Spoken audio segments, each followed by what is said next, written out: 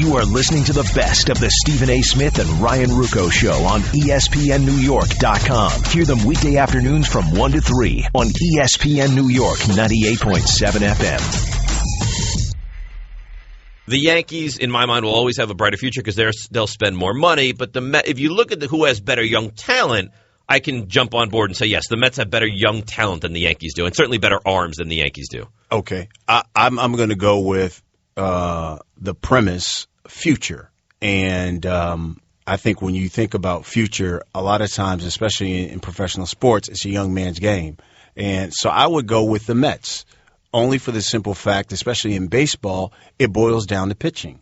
And I think that they have enough collective arms, good arms, especially with Harvey coming back. Let's not forget they'll have Hefner coming back. Hefner is, what is Hefner? But you know what? What's the upside of Jeremy Hefner? He was serviceable, and He was good. When he was healthy, you got to admit, he was good for a while, especially before he got hurt. So you got Syndergaard coming up. They got some good arms. Now, when you look at the pieces, you got Wright at third. They've got Duda now coming around at first base. He's swinging the bat. And so you need the power at first. You got Wright at third. Mm-hmm. Okay, they need to get a bat. 2. Definitely. They need a shortstop and they need a left fielder. They need a shortstop and they need an outfielder. You give me a big stick in the outfield and you get me a shortstop who can feel and swing it. I think you're there. All right. Now, you know John Winthrop, right? The producer of the show. Very nice guy. Absolutely. I think he actually, which was really nice of you, John. If my understanding is correct, you offered to park Brian's car when he was circling and looking for a spot earlier today. Is that correct?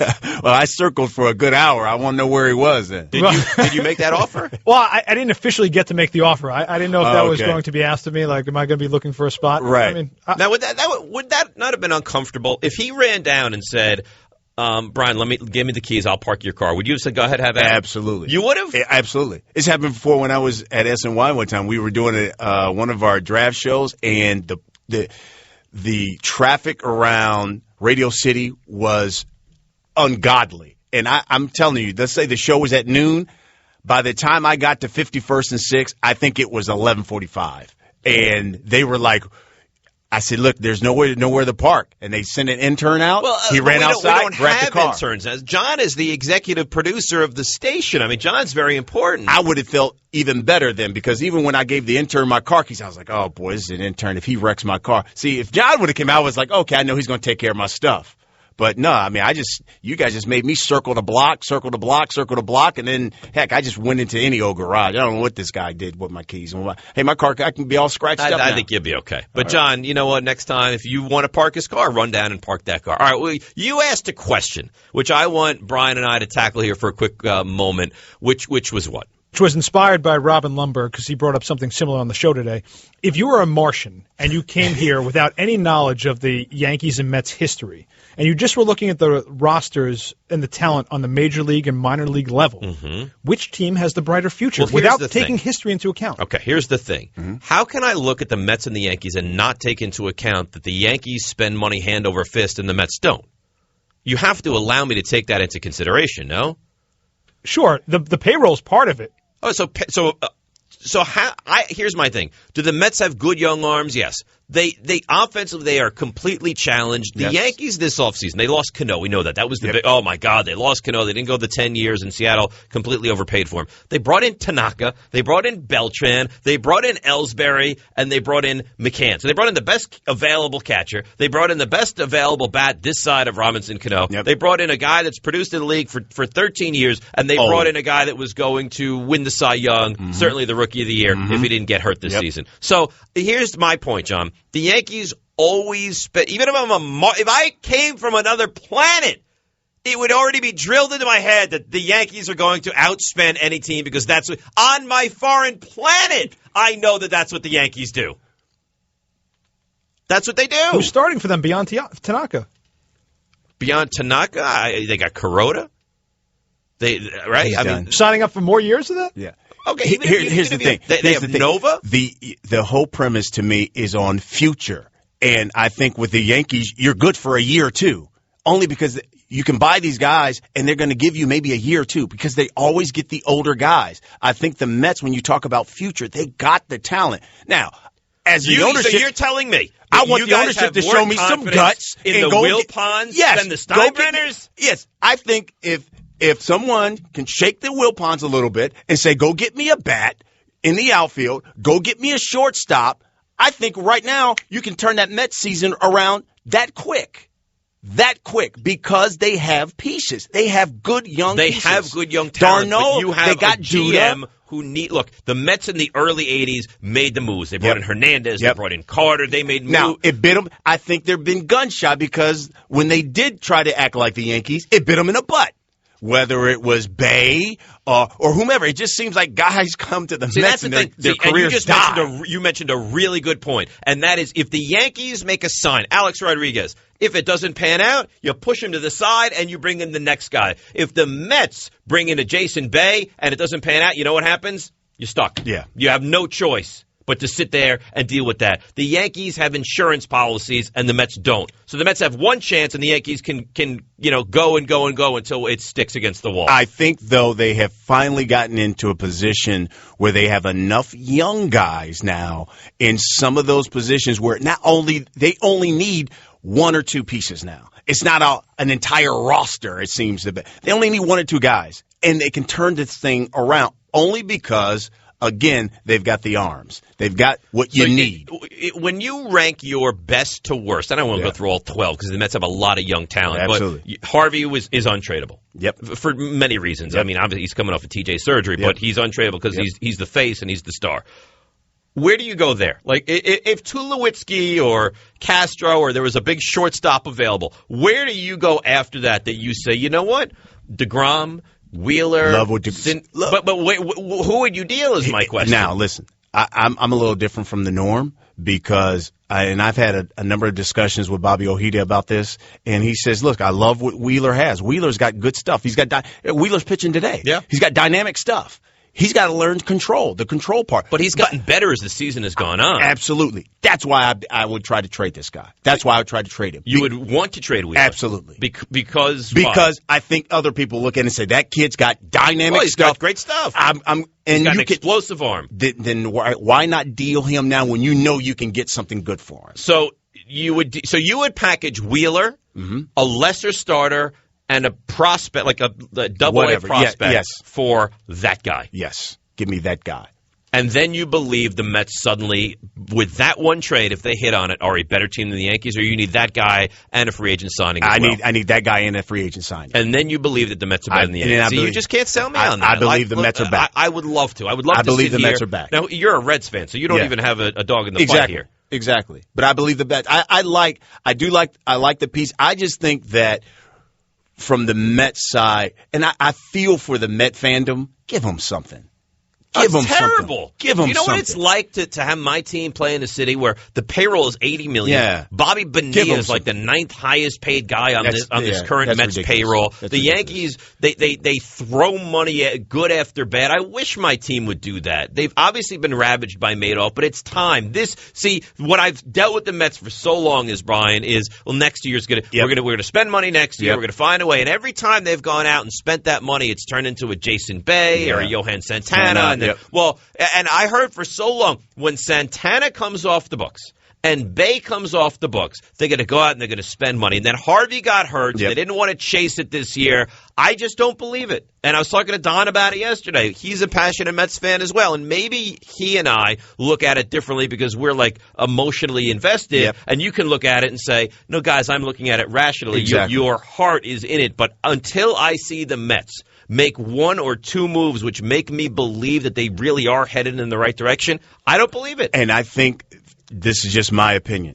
If it doesn't happen this year, whether it is at this trade deadline or especially in this offseason, then that's when I say, okay, you know what? It's flawed. That front office is flawed. So you're giving them the rope of this offseason? Absolutely. They've got to make it happen this offseason. You got to, because to me, it should have been done this season. It was all about, as you pointed out, was 2014. That's all we heard. It is all about 2014. And now all of a sudden it's next year. trust me, it's next year. We need you to come out. Well, you got to give me a reason to come out to Citi Field. Right. Don't give me, and this gets me so crazy, and we can get into this later on as well. It gets me crazy. You need to come out, and then we'll give you the good product. Give me the product. Give me the and product. Then I'll put my butt in they the will stands come. And they will come. At Citi Field. Yes. All right. You are listening to the best of the Stephen A. Smith and Ryan Ruocco Show on ESPNNewYork.com. Hear them weekday afternoons from 1 to 3 on ESPN New York 98.7 FM. It's time for a frenzy. A football frenzy. Any team, any player, any question. Call now at 800-919-3776 or tweet at Rothenberg ESPN, hashtag football frenzy, and ask us your NFL questions. It is Stephen A. Ryan Ruocco, but Rothenberg and Custer in for the guys. Do you like the football frenzy introduction where the guys like, blah, blah, blah, blah? Yeah, that's a little different. It's a little different. But do you like it? You asked me too quick. I thought it was a little weird. I think it's Homer. Is that Homer Simpson? It's Homer. So you're saying you don't like The Simpsons? Yeah, I'm not a big Simpsons guy. Really? Not. Are you a Seinfeld guy? Not really. I mean, do you watch any television at all? I do, but I just didn't think it was that funny. All right. Let's move on from you with this. You're a Cowboys fan. You don't appreciate television. Let's get to the football frenzy. 1-800-919-3776. House of Cards, Breaking Bad. Yeah, you're a questionable guy. At Rothenberg ESPN, at B Custer TV. We go around the horn. Winthrop, if he remembers, will ask us a question as well. John Winthrop, would you like me to ask you a question to start the frenzy, or would you like to ask me a question and Brian a question to start the frenzy? I'll start by asking you. How about that? Great. Which rookie quarterback will have the biggest impact? And that means like success on the field, not like a Manziel-ish. Right, not like photographs off the field. So we'll keep it to Manziel, Bortles, and Bridgewater. I like Bortles. You like Bortles also? I like Bortles. I like Bortles. I think he's going to be a good quarterback. And the nice thing about Jacksonville is I think the expectations are low, yes. Right? Like if I told you they win 4 wins, you'd say that's not even that bad either. That's what you expect. Right. But I think that that's kind of a nice system to be able to play in, and they want to spread it out, and they have a couple decent receivers. So you agree that Blake Bortles is that guy? And the good thing for him is that he's got Henne as the starter right now, so he can kind of lay back, learn, and then maybe come in 6-7 games in and then light it up. It's the no pressure kind of system, which I like. And Geno was in that, but it's New York, and it's kind of a different feel from last year. All right, Latif in Miami. We go down south to South Beach. You're on the Football Frenzy. What's up, Latif? Hey, how's it going? Good. I wanted to ask my ex-classmate there, how does he feel the Dolphins are going to do this year? My man, I went to college with this guy. So now friends and family are calling this How to ask about you questions? this? First of all, he's an avid Dolphins fan. Well, clearly. They are going to be horrendous. Tannehill needs to throw the deep ball, something that he didn't do very well. And you got Mike Wallace, of all people, out there. That's who you got, a home run hitter. But that line is atrocious. I do like that they got Noshawn Moreno back there. But if that offensive line can't keep Tannehill upright, and if he doesn't throw it accurately, they're going to be in trouble. If you remember when they came here and they played at the Meadowlands, and they could have beaten the Jets if Tannehill could have made just regular throws. Well, I think they did beat the Jets this year. I'm talking about when they play them here at home. I thought they did beat them up here. The Jets beat them, and Tannehill was horrendous. I still think you're wrong on that. I'm going to go to the Google and I'm going to look at that. He's right. Tannehill the Jets swept the Dolphins this year? I just remember Tannehill was so atrocious. He had Wallace open a few times, and he couldn't complete a 10-yard out. That's how bad he was. But Tannehill's got to be better. Got to be better. I don't think they're going to be that bad. I think that the Dolphins are going to give you something in the 8-8 range. I would say that. Yeah, right. But that's not absolutely horrendous. Yeah, all right. Well, and it all depends on that offensive line. Well, yeah, I think most teams, the Giants, depend on that offensive line as well. This is a good question from Christopher Coelho on Twitter. Who are your dark horse teams in each conference to make it to the playoffs that really very few are talking about? I like the Rams. Now, I don't know if they're a dark horse because they seem to kind of be everyone's Cinderella, but defensively they're so good. And I have read and heard and spoken to people that have told me that Aaron Donald, the first-round pick out of Pittsburgh, the defensive tackle, looks unbelievable this year. You throw him in with Brockers and Chris Long, and that defense is very, very good. So I think they could be a team that I can see making it to the postseason in the NFC. Do you have an AFC team that you want to go with? Out of the AFC, I think probably San Diego. Yeah, but they made it last year. I think San Diego will be a lot better. I think this upcoming year, Baltimore, They got to run the football. I mean, and Flacco's got to turn it. He threw way too many picks last season. Yeah. If they can get that together, I think Baltimore can be right back up in there. But I'm really interested to see what Tampa does this First year. time in his career that John Harbaugh didn't go to the postseason Yes, with exactly. the Ravens. I think he's 6 for 7 now. Yep. All right, Jeff, what do you got? Okay, out of the new Jets offseason acquisitions on offense, who needs to have the best year? Oh, I think it's Eric Decker. Yeah. I think it is Eric, and I think he will have the best year offensive. I think he's going to be a very good receiver. I don't want to say Chris Johnson is done, but I don't think you're going to get huge numbers from him. Decker, I think, is going to put up a really good season for the Jets. Decker has got to be great. The good thing for Chris Johnson is you don't need him to carry the rock all the time. You got Ivory. You got power. And then people forget about Bilal Powell. Let's not forget, Bilal Powell was leading the league in rushing the first five games of the season. He can do both. He can catch it. He can run it. And really with Chris Johnson, you get another receiver. I mean, he caught 50 balls. Right.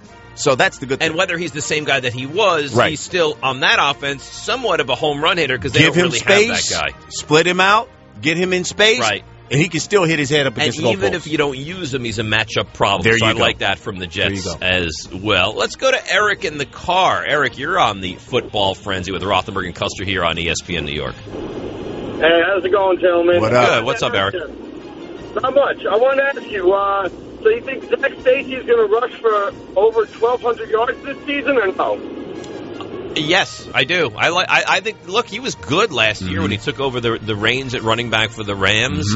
1,200 yards is kind of 1,000 yards is ridiculous. Like 1,000 yards is averaging, I think, 64 yards a game or something. 1,200 is the new 1,000 yards. Yeah, I think there's a realistic chance to say that he'll run for 1,200 yards. I agree with you there, and I agree with your pick. I'm really interested to see what the Rams are this year, and if their quarterback can stay healthy.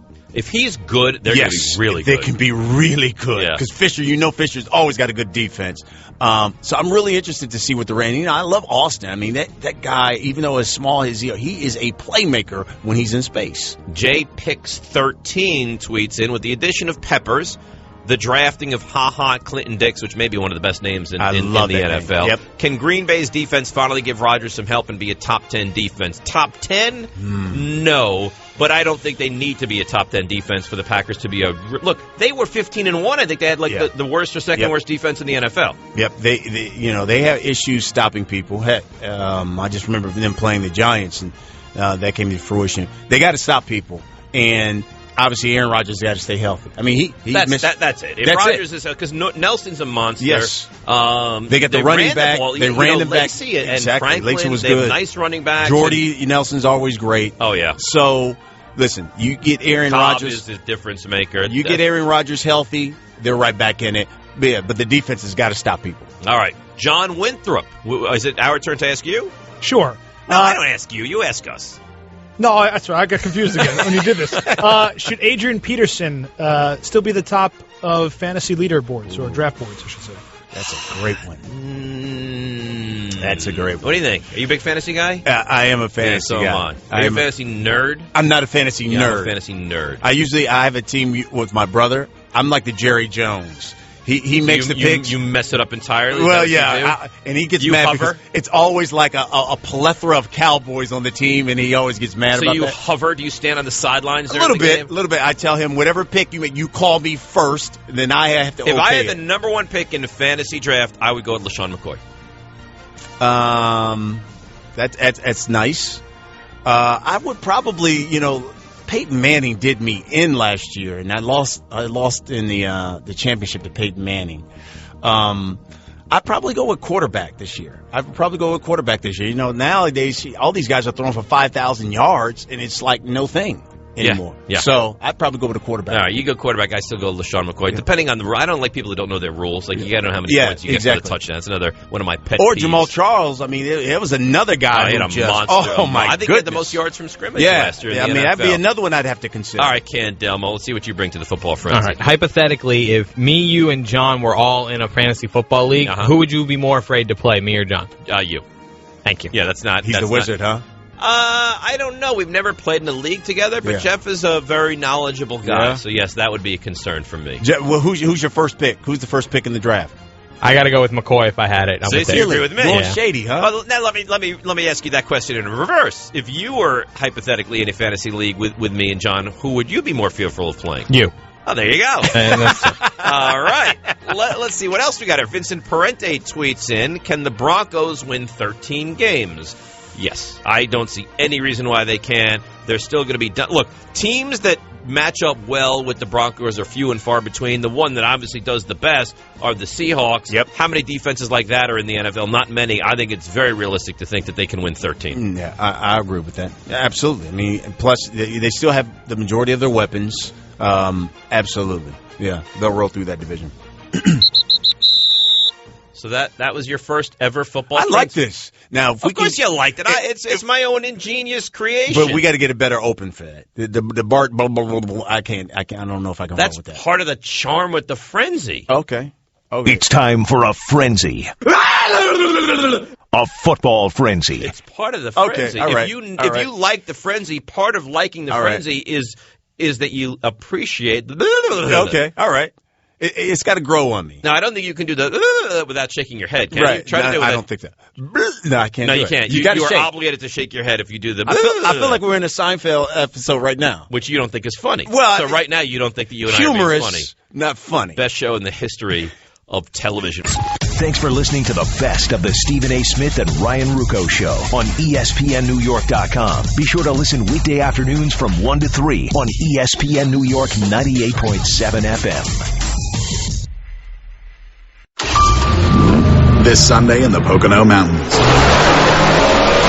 the NASCAR Sprint Cup Series heats up as Kevin Harvick, Kyle Busch, and Denny Hamlin seek a win of the Tricky Triangle to qualify for a spot in the all-new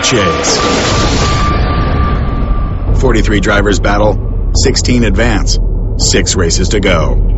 The NASCAR Sprint Cup Series at Pocono, Sunday at noon Eastern on ESPN. You are listening to the best of the Stephen A. Smith and Ryan Ruocco Show on ESPNNewYork.com. Hear them weekday afternoons from 1 to 3 on ESPN New York 98.7 FM. Steve, I guess in your honor, I didn't realize we were going to chat today, but I ran 2 miles on the treadmill this morning. My man, hey, it's Weatherford Wednesday. I'm glad you could get with the program, Dave. It's great to hear from you, brother. What's going on, buddy? We always appreciate a couple minutes. Let me ask you this.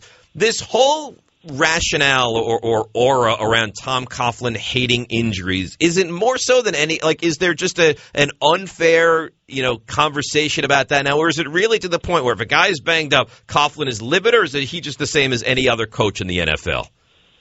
Well, we just saw what it did to us last year. I mean, we were incredibly talented going into the season, and Dave, you can't win games if you don't have your best players on the field. And I think we take pride in, using all 53 guys on our team. But with that being said, if you only have your top 40 best players and the other team has 53, you're going to have a hard time competing. And, it's just frustrating for him. It's frustrating for us because you invest so much into your starters in the offseason because those are the guys that are getting all the reps, creating the chemistry, creating the synergy within the offense and the defense, and then you lose a guy, and it's frustrating because that's something that you can't control.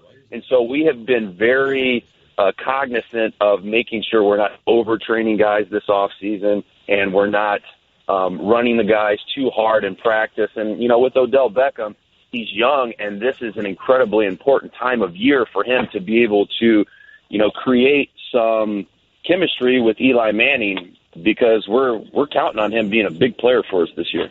Steve, this is Brian. I thought it was interesting, especially your offensive coaches said they would like to see Eli have his completion percentage at like 70% this year, which I think his career high has maybe been like 61, 62%. But with that said, so what are you looking more towards to this season? Is it that wide receiver core getting better? Because it seemed like, when Eli went back last season, he was patting the ball, holding it, because it was almost like he didn't trust anyone. He didn't know if guys were going to be where they were supposed to be, or is it that offensive line? Which one needs to be a lot better this upcoming season? Well, I'm going to disagree with the coaches and disagree with Eli Manning. I'd like to see his completion percentage at 100%. You guys will have a successful season if that's the case, my friend. To answer your question, just like I said, when you get out there on Sunday and you play with guys that you don't have a lot of experience with, you're not going to have that innate, trust in them. And it was difficult to watch, and it was difficult to be a part of because you know how good Eli Manning can be, and you know how good the New York Giants can be. And when we weren't able to do that, it's disappointing. It's frustrating.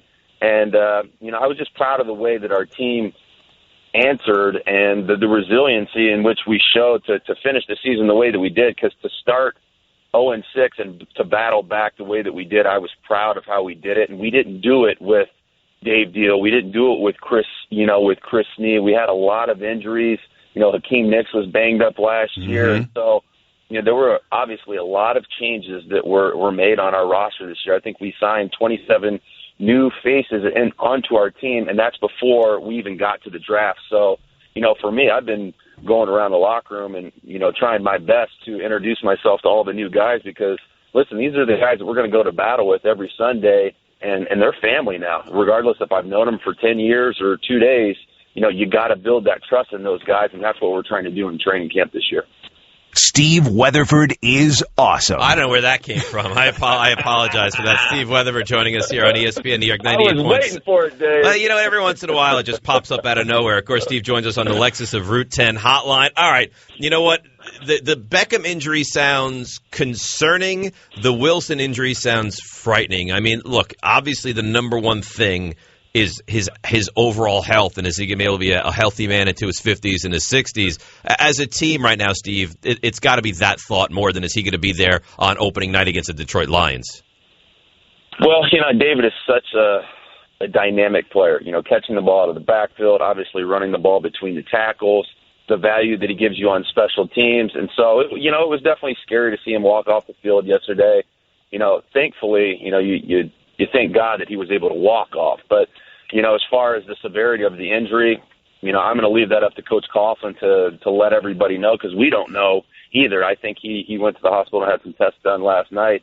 But, he's a great guy. You think about it, he's only probably 23 years old, going into his third year in the NFL. And when he is healthy, he's incredibly effective. So selfishly, I want to have him on our team, and I want him to be the player that he can be. But, at the same time, you hit the nail on the head. You want to make sure that he's healthy. And that's the most important thing, because, this is a game that we play and we love it, and, we train all year for it. And I take losses home just like anybody else does. Just like the fans, if we're not able to play our best game on Sunday, the next 3 or 4 days are miserable for us because we have so much invested into it. But at the end of the day, it is a game, and you want what's best for the athlete. Every year, you know what you're going to get from the Giants. Big Blue, they're going to be physical, going to be tough. I go back to the way you guys started the season off last year, and it was so brutal. I remember Antro Roll basically saying, I don't know what these guys are doing. I don't know what this team is.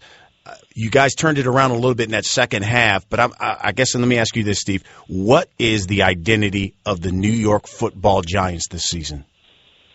Well, we're very hungry and we're very focused, because as disappointing as the beginning of the season was last year, we finished strong. We would have liked to finish stronger and snuck into the playoffs, but we're very focused. We don't ever want that to happen again the way that we started. And I think if you look at the track history of Tom Coughlin and what we've been able to do and what the franchise has been able to do in the last 10 years, I think we average like a start of 5-3 over the first 8 games. And to start the first 6 games 0-6 last year was very uncharacteristic of the New York Giants and Tom Coughlin. So I think that was an anomaly, and I think it had a ton to do with injuries. But at the same time, you've got to roll with the punches. All teams in the NFL are going to hit some form of adversity at some point in the year, and we hit it really early. And so it was frustrating. But, I think right now we want to create that synergy within the locker room, on the field, create trust within the new players and the veteran players, and get the ball rolling. I'm very hungry. I'm very excited and very focused to get into this game on Sunday and start working out the kinks. All right, Steve, as always, we appreciate a couple minutes. You got any proms or any kind of socials coming up anytime soon? No, sir, man. It's all football 24/7 for me now, man. I really enjoyed my off season, getting out in the community and spending some time with the fans and inspiring and motivating some people. But now it's time for the fans motivate us and encourage us because we've got a great schedule ahead of us, and we're really looking forward to getting into preseason and getting the ball rolling. All right, Steve, it's always a pleasure. Good luck on Sunday. 46-yard net. You hear me? Hey, I'm going to give it everything I got, guys. Custer, thanks for having me on, Dave. I love it. Absolutely. See you on the cover of Muscle Fitness. There you go. That is Steve Weatherford, the most jacked punter in the history of the NFL.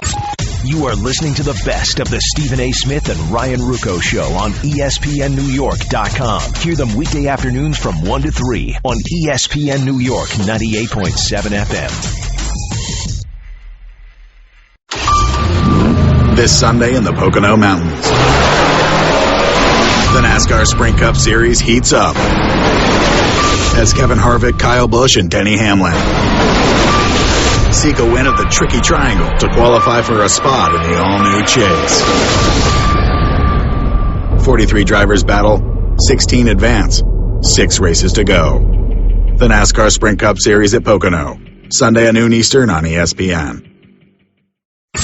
You are listening to the best of the Stephen A. Smith and Ryan Ruocco Show on ESPNNewYork.com. Hear them weekday afternoons from 1 to 3 on ESPN New York 98.7 FM. I guess we start with the Justin Masterson deal, which is just now completed as he goes over to the St. Louis Cardinals. We're going to see bigger moves than that, though, I imagine, before it's all said and done tomorrow. Right, Tim? Absolutely. Now, the question is that the pitcher that the Cardinals were looking for, or are they going to do something else and maybe something bigger? We can't forget how good Masterson was even last year. When he's got that hard sinker going, he is a really difficult guy to hit. But I saw his last start before he went on the disabled list, and he was just terrible. His command, he couldn't throw a ball over the plate, and they put him on the disabled list the next day because health was not good, I guess, and he just wasn't throwing the ball the way he needed to. So this is the Cardinals' way of saying, we've been looking for a starting pitcher, but the 3 really big guys, if not the 4 really big guys, Cliff Lee, Cole Hamels, David Price, and John Lester, they're going to come at a much greater price than Justin Masterson. Tim, I'm curious of where you think Lester will end up. I know he basically came out at one point and said, hey, I would look forward to coming back and signing with the Red Sox next season, maybe in the offseason. When I read it, I kind of thought maybe he was trying to control where he's going to go. He doesn't want to be just a 2-month rental at any team. Where do you see John Lester going? Well, that's a good question. I have been over this about 10 times. There are about 6 possibilities here, and maybe the Cardinals are now out of it since they went and got a starting pitcher. But the Dodgers are always a possibility because they have the most money and they have prospects to deal. But I don't think they're going to give more than 1 prospect for John Lester, and therefore the Red Sox might not do that. Pittsburgh is definitely in on this. They need an ace, and they're charging, and he'd look pretty good at the top of that hill if they make the playoffs in October. I think Seattle's in it. I think the Mariners realize they have to have another starting pitcher if they're going to make the playoffs for the first time in a long time. I wouldn't be surprised if Oakland got in it at the end. Oakland is lurking around. They always are. Even though they've gotten Jeff Samardzija, they're out for more. I think a bunch of teams, Miami, the Marlins, I think are charging a little bit here, and they're looking to do something. But you better have some money if you're going to trade for John Lester, because he's going to cost you a little bit coming in, and then he's a free agent at the end of the year, and you're going to have to try to re-sign him maybe. Now, the 2 big teams that I look at and what will not if they do something, what will they do, are the Yankees and the Dodgers. And we'll start with the Yankees because we're here in New York. But for one, I would be shocked if both teams stand pat at the deadline. Yeah, I think both teams will do something. The Dodgers are going to add a reliever, maybe 2. The Yankees are going to add a starting pitcher and a bat. But understand, if you're not going real big, that is Cole, David Price, John Lester big, I'm just not sure how much is out there that could significantly help a team. For instance, if the Yankees go looking for a bat, with all due respect, I think the guys they're going to find are Marlon Byrd and Diane Viciedo and, Josh Willingham, and those guys are all useful players. I just wonder if they're going to be good enough to turn the Yankees around. So I think the Yankees are going to keep doing things. They're going to be like they've done to this point, small rather than really large. And as for the Dodgers, they're going to do something to improve their bullpen, but they're not going to give up, from what I can tell. Their two very best prospects, Jock Peterson and Corey Seager, to go get David Price. It would surprise me if they did. All right, Timmy, let's give the Met fans some hope here. I know Sandy Alderson had basically said this team will probably stand pat, but what pieces will they look to do? Would it be Bartolo Colon? Would it be Daniel Murphy? What pieces do you think they would be willing to trade? Well, I think they'd be willing to trade both of those guys, but in Murphy's case, I know they're asking for the world in return for him, and I don't think people are going to bite at the asking price for Murphy, so I think he's going to stay. I'm not sure about Colon. Logically, he could help all those teams that are looking for a starting pitcher. I'm not sure he's a front-of-the-rotation guy or anything close to that anymore, but he's also, threw 6 perfect innings the other day, throws strikes, he's not afraid. So I think he could help someone, and I think it would be a good start for the Mets to try to go get a position player of some sort by dealing an older guy, of course, rather than one of your best young pitchers. All right, let me throw one more out there. We'll let you roll. We know how busy you are as we approach the deadline, which is tomorrow. You fill in the blank here, Tim. The biggest name dealt by the deadline tomorrow will be? I think it's going to be John Lester. I know he's very much in the news today, but I think there's a reason for that because I just think the Red Sox aren't going to be willing to pay a 30-year-old pitcher a 5 or 6 year deal. It's probably what Lester's going to want and probably get from somebody. So if they can't get him, I think they're going to have to trade. Well, they don't have to trade him, but I think they will trade him because if they don't think they can sign him and they can get 2 young players for them and they're in a bit of a youth movement, I think Lester goes. Again, I'm just not positive where it is. I lied to you. I got one more quick one for you. David Price, is he going to be dealt? Do you think he stands pat with Tampa? I think he stays. I know that the Rays will trade him if they get overwhelmed for him because they are, after all, the Rays, and they're not going to be able to sign him after next year. But Andrew Friedman is the type who will walk away from a negotiation if he doesn't get exactly what he wants. And I'm not sure he's going to get exactly what he wants. And they're the 4th team ever to be 18 games under 500. Well, they haven't done it yet, but if they get back to 500, they'll be the 4th team ever to go 18 under and then get back to 500 at any point of any season. So they're kind of gunning for history, especially if they make the playoffs. And I think they're going to use Price as part of that run to make the playoffs. All right, Timmy, good stuff as always. Happy trade deadline eve day, and we'll talk to you soon, my friend. Tim. Okay, guys, see you. You are listening to the best of the Stephen A. Smith and Ryan Ruocco Show on ESPNNewYork.com. Hear them weekday afternoons from 1 to 3 on ESPN New York 98.7 FM. This Sunday in the Pocono Mountains, the NASCAR Sprint Cup Series heats up as Kevin Harvick, Kyle Busch, and Denny Hamlin seek a win of the Tricky Triangle to qualify for a spot in the all-new Chase. 43 drivers battle, 16 advance, 6 races to go.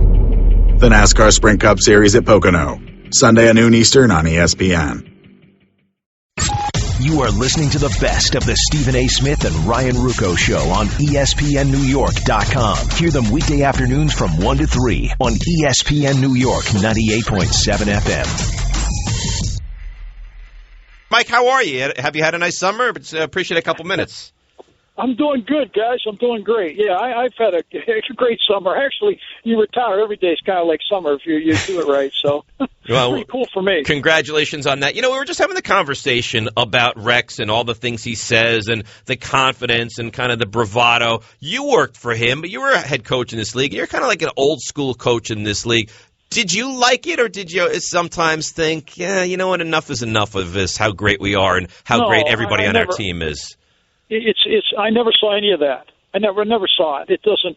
Rex is a positive person only because what he does, he sees the potential.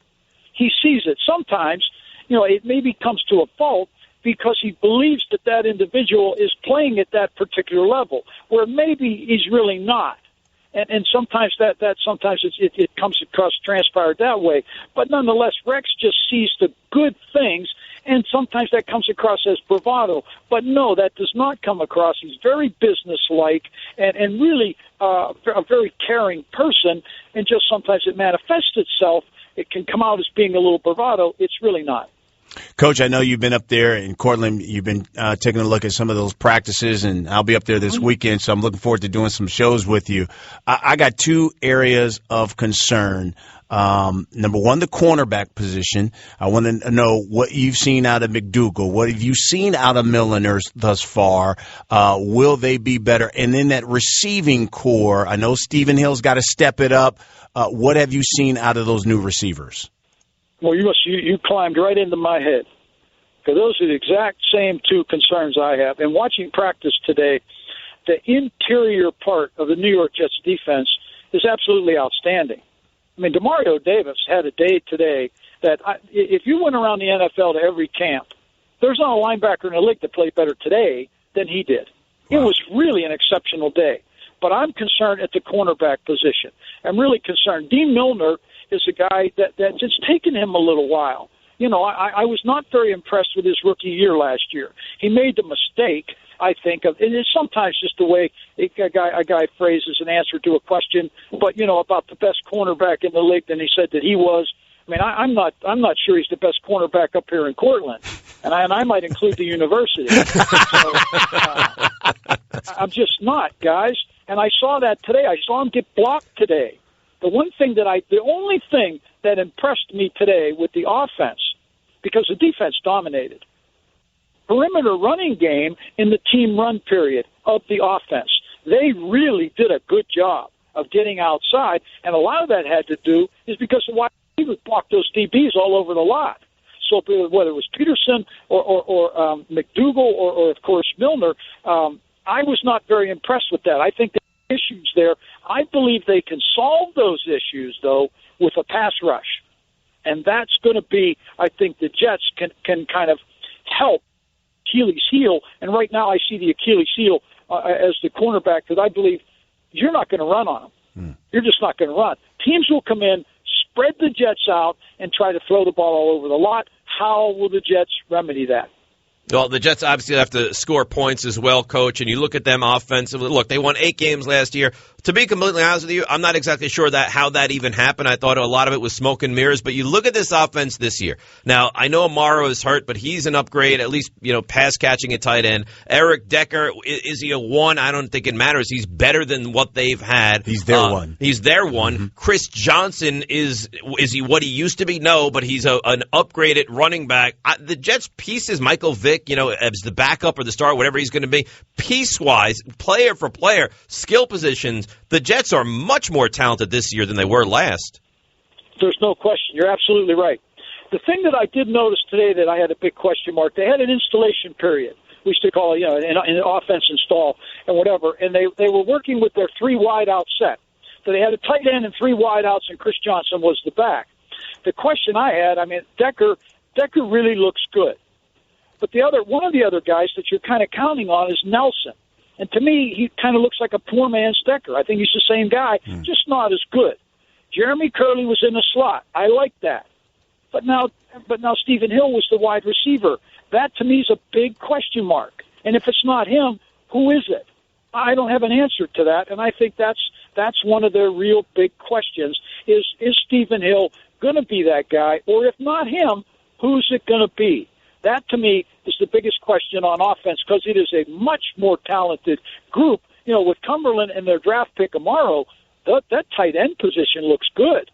So it really comes down to who's that receiver going to be and what kind of mileage they'll get out of it. Now, what's going to happen at quarterback? This was not a great day for Geno.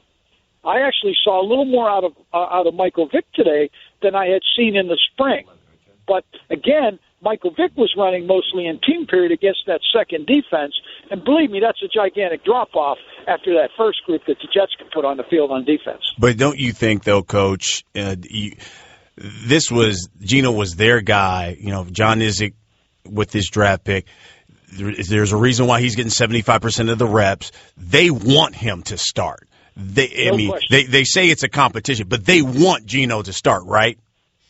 I believe so, yes. And I felt that way in the spring. And actually, when I went to the spring practices, I felt Geno was really ahead. Today, Geno had some bumps in the road, but yet at the same time, it was also some very, very, very good pressure by the Jets defense. But I think Geno, I'll be shocked if he's not the guy. But Michael Vick competed today and really competed. So that does make it a little bit interesting to see what happens through the rest of this camp. So you say you'd be shocked, and I think most people would be shocked if it's not Geno Smith on opening day against the Raiders. What would have to happen? Sans an injury, forget about an injury. Obviously, that changes the complexion completely. Would Geno just have to be absolutely horrible in the preseason and in training camp? Yes, he would really have to. What would have to happen is that he would continue to make the same type of errors that he made in a lot of last year. Now, remember, at the end of the season, he corrected a lot of those. But he made the same mistakes sometimes over and over. I saw 3 of those today. I saw 3 of them today, that he made those same errors. I was disappointed in that. Now, I also saw some good play, and I saw a strong arm, and he fired the ball in there a few times. So I did see some of that. So I think we'd have to see that would happen. And then when Michael did get his chance, that he exploded. But then if you do that, what have you said to your football team? Because Michael Vick, has had that injury. So let's say he gets banged up later. Well, now you're back to Geno. So I think they really, this is my opinion, that they're expecting and would like to see Geno Smith move forward, progressively forward, and be the guy. But at the same time, you do have, I don't know how much of a competition it really truly is, but nonetheless, Michael Vick is a competitor and did do some very interesting things today, I felt. All right, Coach, it's always a pleasure. We like using you as a little scout to bring us inside what's going on with the Jets. Enjoy the rest of your summer, and we'll be talking to you quite a bit. I'll see you Friday, Coach, okay? All right, see you soon. Thanks, guys. All right, good stuff. You are listening to the best of the Stephen A. Smith and Ryan Ruocco Show on ESPNNewYork.com. Hear them weekday afternoons from 1 to 3 on ESPN New York 98.7 FM.